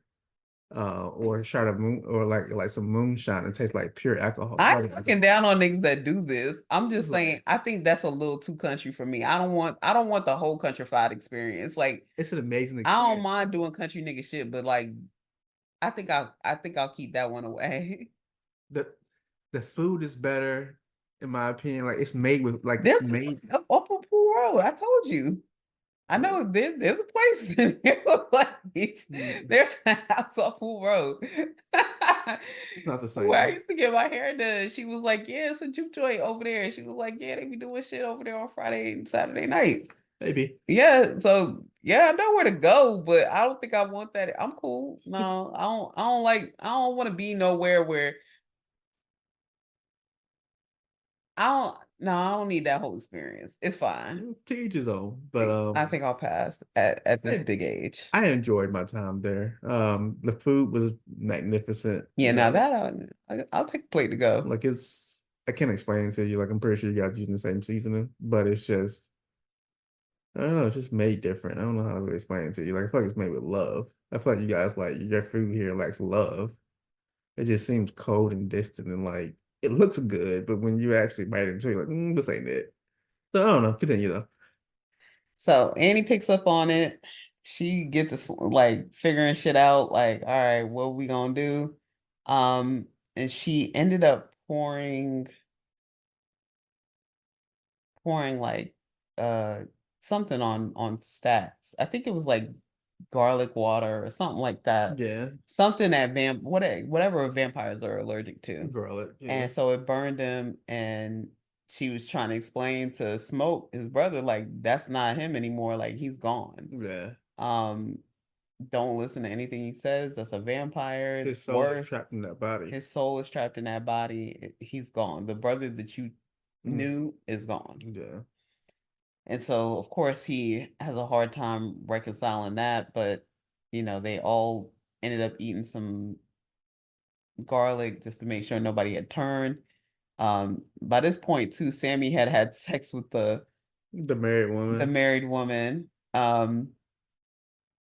So definitely like themes of sin going on throughout between like I think there was definitely greed because several of the decisions were driven by greed for money. For sure. The Um, whole scheme was about uh, coveting somebody's wife, yeah. multiple Drunkard, people's wives, gluttony. gluttony, Yeah. over serving, drinking too much. Yeah. Um, yeah, so the father was trying to save Sammy from this life, but he just had to see for himself. He just had to see for himself, and so he had decided to perform with his cousins. His cousins had given him a guitar. I think he told them that they told him that it belonged to Charlie Puth or something. Yeah, but of course that was Yeah. a lie. But the guitar was special to him. So again, I think kind of like false idolatry. Mm, That's probably another sin that can be thrown in there. Lots of little, the seven deadly sins. yeah, lots of gems thrown in about the sins there. So, um, yeah, let us know what other ones you guys clocked because Yeah. I'm sure we're missing a ton. We wrote nothing for this, so this is all like fresh top of head because we just watched the film, but Yeah. I'm sure there's a ton of shit that we missed, and we'd love to know what you guys interpreted Yeah. certain things to be as well. So hopefully you'll let us know. So yeah, they get to investigating the Asian woman. Her at some point her husband goes outside Sounds like you gonna get a car and shit. talking about he gonna go get the car. Basically, Oh, and this scene speaks to what we were talking about earlier. When shit started going bad, these niggas like, oh, get the fuck out of here. mhm. Too much for us. Gotta Yeah, because go. matter of fact, the husband said like, well, actually, the wife started to tell him like, "Hey, we agreed to help them with X, Y, and Z, but we We didn't ain't sign sign up up for for this this shit." shit. So when shit hit the fan, like they did not want to be in the struggle. They just wanted to be there for the party Yeah. and not understanding like sometimes when you show up to the party, like shit happens at the party and are we gonna stand together or are you gonna do your own thing? And that's why I hate y'all. I'll never forget y'all niggas for like telling people overusing that phrase of inviting so and so to the Yeah, cookout. fuck that shit. That shit always irritated me, and this is exactly why. Because when the going gets nigga, if you're not coming to the repast, you're not coming to the cookout. Like you're not coming to the funeral, you're not Yeah. coming to the repast. Like no, no. If you don't understand my struggle, just just just help by staying away. It's fine. Like inviting niggas to the cookout is, I just Yeah. hate it. Just because they can dance, just because they got a little rhythm, I don't you give a know, just because they fuck. show appreciation for our culture doesn't mean that you need to invite everybody and a mama to this motherfucking cookout. Yeah, right. It's for us by us. You see what happened when you start doing that? It's a sanctuary, nigga. Stop with the bullshit. Everybody's not invited. Gatekeeping, It's okay to gatekeeping. get keep It's not that sometimes. wrong. It's It's not. okay. It's not wrong. It's not wrong. Um. So yeah, the husband goes out. He gets turned. He's trying to get the wife. He's trying to get himself invited inside. That's not working because by that point they're hit to it. But they threaten her daughter, and she invites them in because she wants to save her daughter.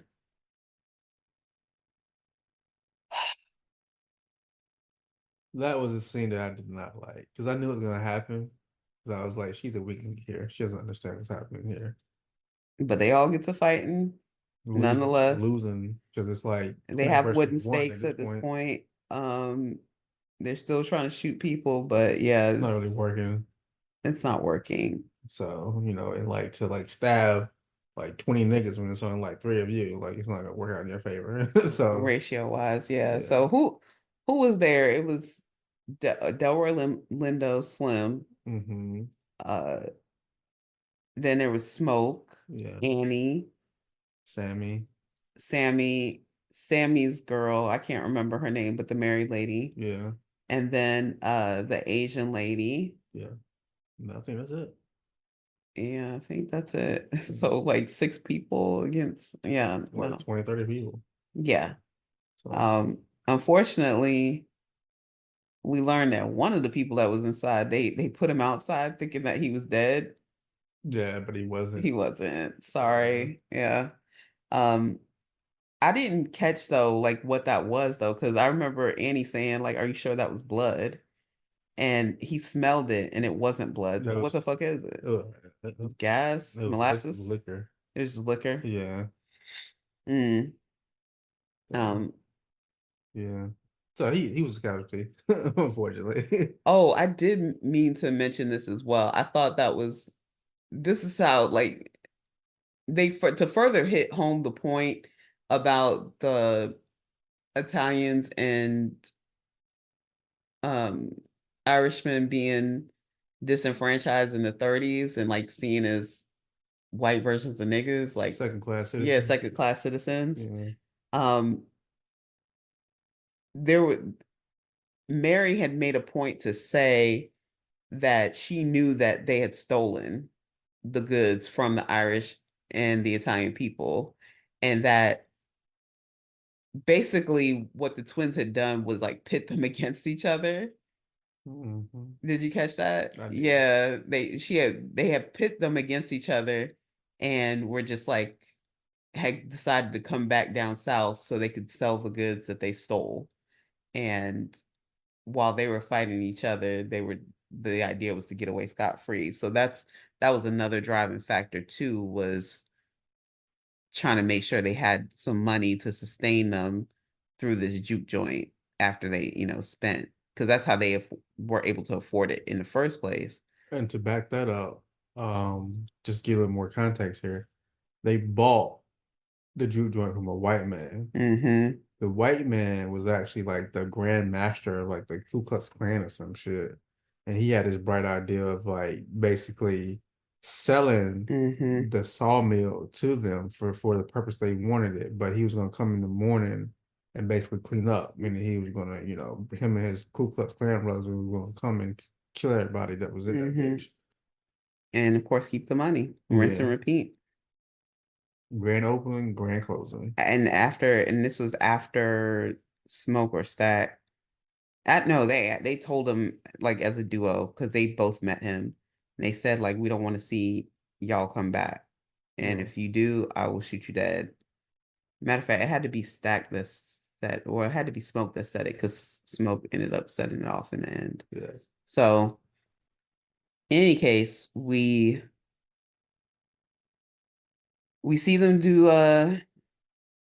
this battle, and then Michael B. Jordan is fighting himself, basically, and of course they cut away, and Sammy, they're there to protect Sammy, because what we also learn is that the vampire leader is really there for Sammy, because they want to steal his talents. They want to steal his God-given talent of music. And every time they tried to like do something imitating Black culture, it was just a soulless version of it. Yeah. When it came to like the Irish river dancing, respectfully, whew, Yeah. it was like they kind of did a parallel between, I feel like this is like very East or South African. Correct me if I'm wrong, but I don't know who does the dancing where it's like their bodies are still, and it kind of looks like Irish river dancing where they're just moving their feet and stomping on the ground. Mm. And they wear those costumes that look like Muppet characters, for lack of a better way to explain it. Since we're doing a podcast, it's not very visual, but you guys like know what I'm talking about. Yeah. I feel like I've seen them in like Michael Jackson videos too, at least one of them. But yeah, they're just like, you see the white people trying to emulate what they see, and it's just never quite right. Same thing with their blues, their dancing, everything. Yeah. It's just not good. And so they're trying to steal Sammy, and that's who they're really there for. And Sammy had already been warned by his father that this could happen. So we see them trying to get Sammy. Sammy gets away. But everyone pretty much sacrificed except for Sammy. Everybody sacrificed themselves for Sammy. Yeah, even the married lady. Yes, even the married lady. And Slim did as well. Mm-hmm. Yeah, Slim cut himself and like just succumbed to. And unfortunately, when Annie got, she succumbed, or she sacrificed herself, but she made Smoke promise to go ahead and kill her before she turned. So, and he honored that request. And it was good. We later see that it was good that they did, because of how it ended. But Sammy does get away, but as he's getting away, the sun is not quite up yet, and he's taken to the water, which of course represents rebirth, baptism, and he's being dipped in, and he's battling because he's a fucking vampire. So the vampire leader flies over to him as he's trying to run down the river, and they're arguing, they're fighting, and he's dipping him in the water and having this whole like, villain spiel, last hurrah, and telling him about how they could work together. How I'd be so much happier if they worked together. And how they could do this forever. Keep in mind, this is to a point where he was exhausted, he was tired, and they came with a promise. That usually with strings attached, because the string attached is like you'll be doing this in perpetuity. Like you're never gonna get to rest. yeah, You're never gonna get to see the sun again exactly. because you're gonna be a vampire. You know the other thing too about what really like the biggest, I guess, pitfall of like going with eternal life in any form, whether it's a vampire or whether it's like, oh, I just want to like freeze myself in my youth and never age. The biggest thing about that is just watching everybody around you die. That sounds like hell to me. Like Yeah. that's the biggest selling point where I like, okay, I'm out. Like I don't care. Like I know I could be rich and shit like that. Like I don't care about none of that. Everybody that I love is going to die. Not only that, but they said basically like we can all come together and be happy and like no one to feel pain. And I was just like, no, you gotta feel pain and understand what joy is, you know? But also too, like, how can I how can I not feel pain when this is like for me where it was like very, very clear who the sinners are. Like, y'all are the devils. You have been trying to paint these black people who are just trying to live and enjoy life as being the sinners, as being the damn devil. But you're the devil. Like, look, you're the one that rubbed smallpox and shit and gave it to the Indians. You're the one that took their land. You're the one that brought slavery over and indoctrinated black people with Christianity and then weaponized that shit against them. You are the damn devil. Yeah, not to mention like black people are still suffering from that whole passage from Africa to here as we're susceptible to more diseases. Modern day time Yeah. than white people are. You use that shit. You said you looked at the Indians and said, okay, this is where we fucked up. We did this shit. They had home court advantage. So like, let's not do that anymore.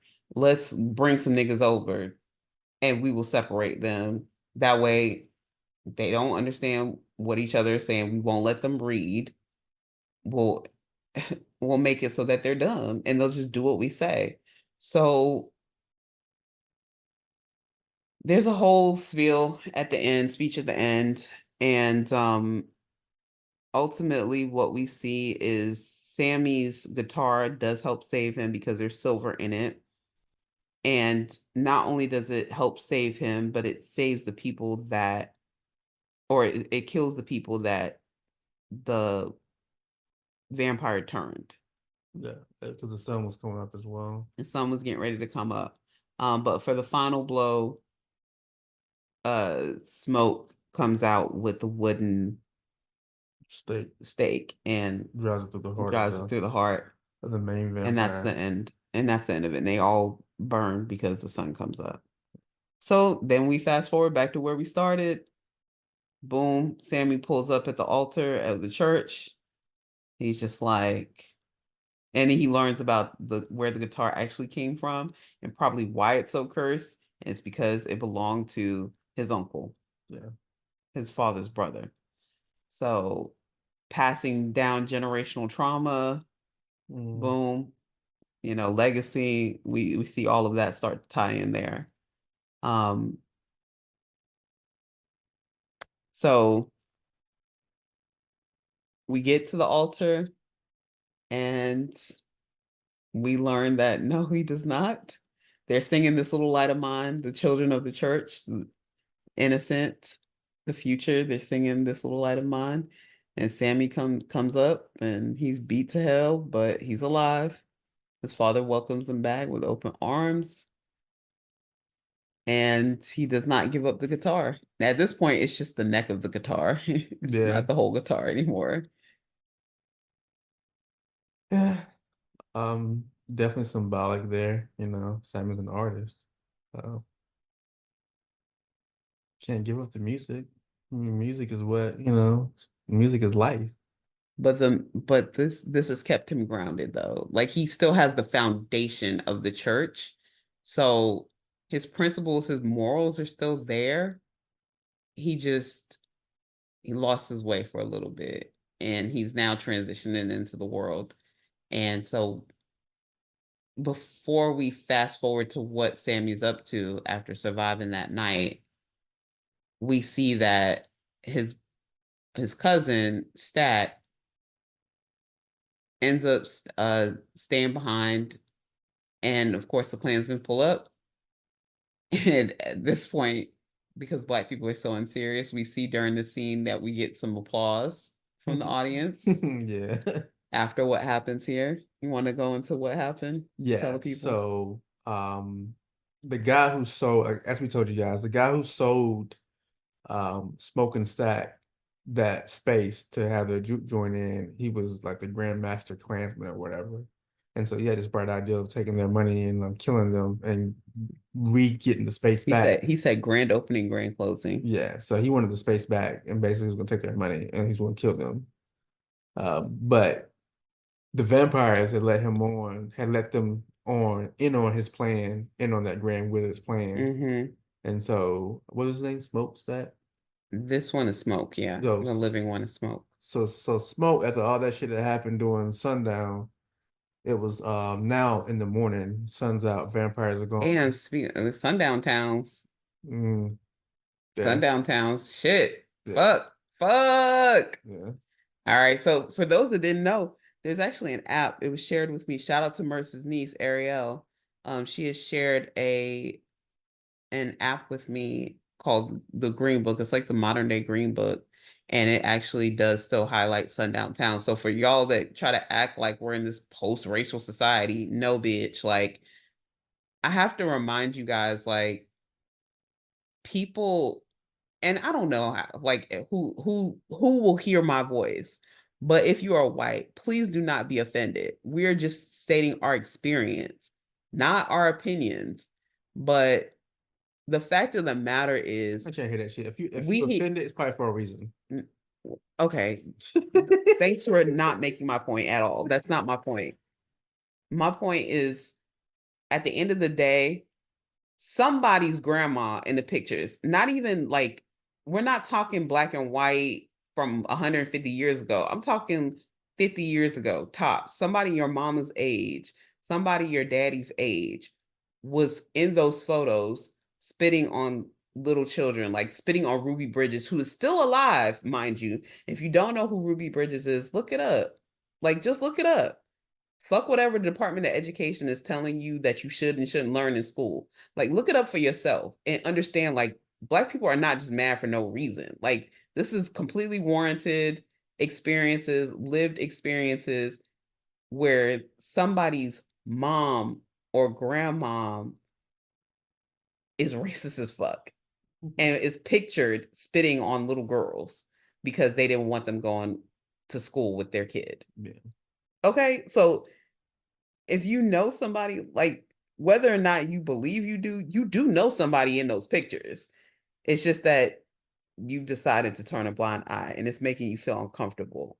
And once you get past that discomfort, you'll understand, like, why this movie is really so profound, so prolific, and why the fuck we still have the fucking Green Book app in 2025. Like, we're not crazy. This shit is warranted.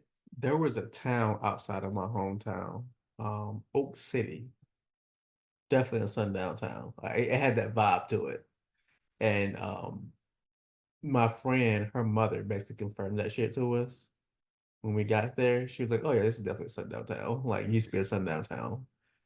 She was saying that when she was a little girl, they had a sign, like, as soon as you came into the city, it was pretty much on some, like, I forgot what she said, what the sign read, what the sign said, but it's the point of the sign basically said, like, fuck niggas and shit, basically, like, hard you are. And she used to tell us that shit. And she used to be like, yeah, this was a sundown town, like, like many years ago. It still has that same quality to it. Yeah, because the people's hearts don't change. Like, they just learn to hide that shit better because now they don't want to be blown up on TikTok or lose their job or whatever the fuck. Like, that's just what it is. It's just a chameleon that's transformed, but the monster is still there. And I watch, like, I look at clips. I can't remember what news source that was, but there is a news source that talks about, like, they show old Raleigh pictures. And as a Black person looking at it, there's nothing nostalgic about it to me. Mm. And now, granted, this was some of the pictures are well before my time, like from like the 50s, 60s, 70s. But apparently, somewhere on Capitol Boulevard, there used to be like a water slide, and people used to go there. And so I looked at the picture, and the first thing I noticed as a Black person is there's no Black people in the picture. Mm. So it's giving to me automatically like, was this shit segregated, like written or unwritten? But people like to act like we're revisioning history. No, like chances are your pop said no niggers allowed. that happened. Yeah. When I first moved to North Carolina, on Tryon Road, there's these nice, like very nice townhomes and apartments over there. But there used to be a lake called Silver Lake. And by Silver Lake, you could actually go swimming in there. And my parents and I had planned to go in there. And as we were preparing to go inside, a pickup truck full of white people called us niggers. Unwarranted, unprompted, just going for a swim. Silver Lake is now just like a decorative lake. So it's not like a lake that you can actually swim in. But this was in the mid 90s, and that's just what it was. So yeah, it's very much alive and well. Do you remember the first time you were called a nigga? Yeah. I was in this white neighborhood, Cherry Oaks North, in my hometown. I was riding my bicycle, man, my damn business. Me and this white boy was playing. Like we used to go to church together. Pretty cool white guy. Anyway, his friends, this little weasel, he had like red hair and he had like braces in his mouth and shit. So like the archetypal, stereotypical Yeah. bully. It sounds like the bully in He was a fucking Christmas Story. He was a fucking pussy. I mean, they always are. Like I remember him calling me a nigger. And like Cowards. I wasn't mad about him calling me a nigger. I was more mad about when I wanted to like touch him and shit, like whoop his ass and shit. Like he kept like running away and shit, and like that shit. I was like, nigga, why are you running away for? Like, it's time to fight now. So like, are we gonna fight? You gonna run away? What's happening here? He kept like calling me a nigger and shit and running away. So I was like, all right, I'm not wasting my time with you. So fuck off. That's the last time I saw him in my life though. So, but yeah, first time, definitely the last time. So. It's crazy. But like you remember that shit. one other time I was called a nigga. It wasn't about it was by a Mexican. But we jumped his ass though. Keep in mind it was like a bunch of us outside, like a Yeah, bunch it's of very niggas outside. unwise. Very And unwise like to it do was in anything when you're outnumbered. our neighborhood. And so like he was visiting these white people. These white people, they were pretty cool with us and shit, black people and shit, you know what I mean? Like they lived like amongst us and shit. They were like poor white people. And so like I guess like their mom had a thing for Mexicans and shit. I don't know what's going on with that. But you ever seen Kill Bill in that yellow truck? The Yeah, pussy Buck. wagon. Mm-hmm. He had a My truck. name is Buck, and I like to fuck. He had a truck kind of like that. And he was drunk. And I remember him saying, nigger is no good, man. Nigger is no good. Like in like broken English and shit. And I remember like looking at him like, fuck you just say? And like he repeated it.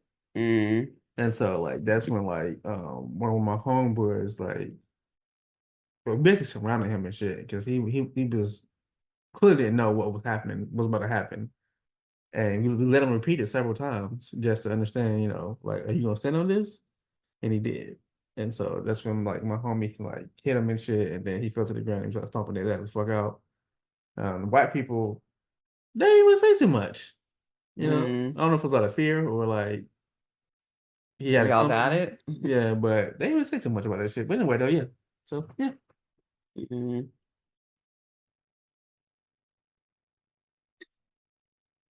I will say this is okay. So this is a lesson from my daddy. My daddy raised me to know that no matter how much a white person may tell you that they love you, in the heat of an argument, they will let out that hard ER. Now, obviously, I've never been in a relationship with a white man to test that theory, but that always lives with me because I've seen it happen with other people who have been in relationships with white people, and specifically my uncle. I ain't gonna name which one, but I know for a fact my uncle had a white wife that got drunk enough and she let that shit loose. She just let that shit roll off right off the tip of her tongue and was like, she tried to make it sound endearing, but like, what the fuck, girl? Like, you just sitting on that shit. She was like, come here, nigger. Like, come here, my little nigger. Like, she was saying it like that. Hell no. Yeah. And I was like, couldn't be me. That couldn't be me. So What the fuck did he say? nothing. They, I mean, they, Oh, wow. and that's what I'm saying. Like, nah, like, I'm not letting nobody feel like That's okay. they the prize or whatever the fuck, and that's okay. Like, and it's like in the wake of this whole Shannon Sharp shit, I think like those texts were weird as fuck. I didn't read any text, but I know that for those that might have not missed the story or whatever, but basically Shannon Sharp is fighting for his financial life right now. He is being sued for $50 million, I believe, had previously agreed to settle allegedly for $10 million with a white woman who claims that they started talking when she was about 19, but she's accusing him of rape over several occasions. And so, yeah, she's hired the same lawyer that Jay-Z had a lawsuit filed against him for in late 2024. Tony Busby, I believe is his name. Mm-hmm. But in the wake of the Shannon Sharp shit, all I keep thinking about is my daddy and Dr. Umar. Snow bunnies never, just Black queens forever. And that's not saying that shit is perfect. It's just eliminating the unnecessary drama and trauma that's associated with being in those interracial relationships. And okay, if you want to do that for yourself, that's fine. I'm not judging you. I don't want it to seem like I'm like, but as for me and mine, I couldn't see it. Me personally, like I was never attracted to white women. So that was that. Like I always just saw them as like people. I was weird. Like I just never like found them attractive. And like two, like what the fuck are we gonna talk about? You know what I mean? Like everything will have to be pretty much on like a shallow kind of level in terms of conversation. But we can't talk about, like George Floyd or like Black Lives Matter type shit, Because God forbid they have a different opinion than me. I'm like, oh, okay, nice knowing you. Or it'll feel like maybe like you're being treated like you're overreacting or doing too much. Yeah. Like I remember like when Trayvon Martin was killed, I just remember being so hurt. And like when it came to work, and then like when it just kept happening over and over and over again, I felt like we were being re-traumatized. Sandra Bland, like some deaths hit harder for me than others, even though I've never met any of these people. I felt like I knew them. And I just remember like being at work one day and feeling so upset because white people were carrying on at work like nothing happened. And I'm just like, how can you not be upset about this? And at the end of the day, they just don't get it. They don't get it. And I just remember thinking like, I don't even want to be here. I cannot focus. Yeah. I cannot focus. There were several days like, yeah, I've definitely taken mental health days after certain events because of that. For like sure. you just have to. Yeah. You have to do what's best for you. And it's just me too. It's so frustrating when people don't get it and then it's like politicized instead of being humanized. Like these are human beings. That's why I never like bought into like the old corporations. And like, DI initiatives. targeting them niggas, Yeah. coming up with initiatives. Oh, Yeah, it's like you trendy. support black people in like in their community. No, the fuck you don't. No, Like you you just think it's you cool, want these nigga. green dollars. Yeah, like I'm not trying to hear that shit. Like fuck out of here. Niggas meeting with Al Sharpton and shit Who the now. fuck made him the voice of the black people? Well, I don't even trust that nigga. Like, I don't know. I don't know who they gonna call when he died though. I mean, because he in his 80s already, so but he got less time in front of him than he do do behind you him. trust that nigga? No, I don't. I don't trust him to protect black interests. I also think he's just very disconnected from young black people and what we want because we want action. We don't care about none of these gestures and shit like that. I was listening to Jamal Bryant when he had kicked off the Target boycotts back in February. And some valid points were brought up by the interviewers, but I like how he bought like data though. We have a yeah. saying in procurement, and God we trust all those please bang data. He bought data to back up his claims. I really love that part of it. But continue though. Yeah, so if you guys haven't listened to that interview on the Breakfast Club, they played it back earlier this week because they were on spring break. So I would say give it a listen. And like Plenty of good stuff on there. just to understand how powerful the black dollar is, They hurting. like 30 like black people only account for 13% of the population in America. However, like the black dollar itself, it's so powerful. It counts for like over like 50%. And niggas love to spend in Target. So yeah. So Target's been feeling that shit past couple of weeks. Yep. And let's keep driving down that stop. Yeah, I think their shareholders meeting is in June. Hopefully some sort of reconciliation will come in June. But they definitely at this but point, I don't even want to hear that shit. I Like, do appreciate Jamal Bryant told them though. He was like, I don't want to talk to the DEI person. I want to talk to the CEO. I want to talk to a change maker, a decision maker, not the black person to talk to the other black person to get him out of your hair. Like, no. but like what happens now? Because in my mind, like, I don't trust you. Like you showed me what time it was already. You know what I'm saying? When shit got a little hard, nigga, like you quit. You know what I mean? Like I'm out of here. So at this point, like Harvard stood on business. They were like, nigga, we don't give a fuck about that shit. Do what you gotta do. Because we ain't stopping shit over here. And like Trump like froze their federal funds. They were like, that's cool. Don't worry about it. We gonna sue you for that donors. shit. They got donors. Exactly. Too. Like, like they literally have lawyers. They created lawyers. like we get over here, bro. Don't worry about us. Like we're good. We don't need that money, And just to be petty, we're gonna sue you for that money. So, so we take some of your time away from you. So you wouldn't be a dick about it. So shout out to Harvard for that shit. Standing on business. Target did not stand on business. Them niggas folded. So it's like at this point, do I really want to be cool with you again? I do not. No. So I don't even care what happens in June because I'm still not gonna shop there. So that's true. That's true.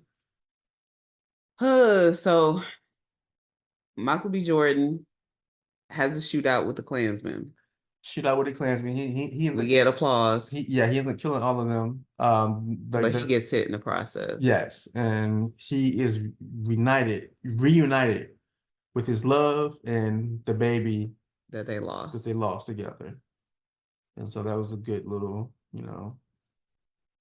I love the fact that they showed her breastfeeding the baby too. Wow. Don't be weird. I always think of that line whenever I think of like black women breastfeeding. I think of that line from Jay-Z. I think it's on the 444 album, but he basically says, my wife's feeding the kids liquid gold. And I'm just like, that's the perfect way to describe breast milk. I know like babies are best fed or whatever. It doesn't matter if they're being fed breast milk, but the fact that they showed her breastfeeding specifically. But it show that it does matter a little bit. No, I mean, of course, but babies being fed is best. Like if a woman cannot breastfeed, for sure. Then all that matters is that the baby is fed. Period. Sure. That's why, yeah. So that's where that stand comes from. But I thought that was beautiful. You see her in all white or whatever. And yeah, he gets to hold his baby. He's reunited with the love of his life and their child. And I feel like they were living in eternity. Like they were living blissfully. Yeah. So yeah, we see that happen, and then it fast forwards to 1992, so 60 years later, Sammy is in Chicago performing at a jazz club at a jazz or a club. blues club. Yeah, Yeah, and in walks in Stack and his mulatto girlfriend, Mary. Mary. They're vampires at this point. They look exactly the same, except they're dressed in 1992 attire. So he's wearing like a Coogee sweater With and the the ring. Jesus piece chain. Yeah, not a cross, not a cross, Yeah. but a Jesus piece chain. And And Mary. he has a gold ring too that says "stat" on it, Yeah. like how in Do the Right Thing there was a love-hate ring from Radio Raheem. His ring was like a for the fist, like that for your knuckles, and it spelled out stats. And Mary had on her BB attire. Is that how you said that clothing brand? Was she wearing BB? Yeah. Okay. I did see the door knockers, and she was eating sucking on a lollipop, so looking very much like a roundaway girl. Yeah. That was the aesthetic. Yeah, for sure. Um, yeah, they walk in and they have a conversation. Sammy was surprised to see them because he thought that they were dead, but only to find out that they did not die, that Michael B. Jordan did not kill them. Well, his twin Smoke did not kill Stat. He made a promise to him. Stack made a promise to Smoke that he wouldn't fuck with Sammy. Right. And so he just came to see how Sammy was doing. Sammy performed, I don't know, a song or two for him. He did offer to tell him no too. He told him like, hey, like we can still make it happen. I know you don't have that much time left, but we can still make forever happen for you. And Sammy was like, no, I've seen enough of this place. I interpret that to mean two things. One is like obviously I'm old now. Like I've lived life. Like I've seen a lot of shit. Yeah. But also too, I've lived long enough to see history repeat itself. Yeah. Like the longer you live, the more you see that like niggas don't change. Like, and I don't mean niggas like black people. I just mean like people as a whole. Like they do not change. Like we're literally in 2025, but we see all the shit that happened that led up to World War II. Mm-hmm. People. Speaking of which, too, you did clock it earlier. You clocked it offline, but you were talking about how the Asian lady was kind of dressed like Rosie the Riveter. Yeah. Even though it's Definitely. technically like pre-World War II, but Yeah. I'm sure there was some intentionality behind that. But yeah, like we're we're living with a guy who wants to be a dictator and not have to worry about voting, taking women's rights away to vote, especially if you change your name after marriage. Motherfucker gotta go. Yeah. So yeah, Sammy, Smoke, and Mary. Mary doesn't say very much. She pretty much just says bye. Yeah. I feel like that was intentional too, because if you think about it, she had been quite vocal up until that point. She talked a lot, Yeah. but she didn't say anything when they were sitting there. She just said, like, take care of yourself.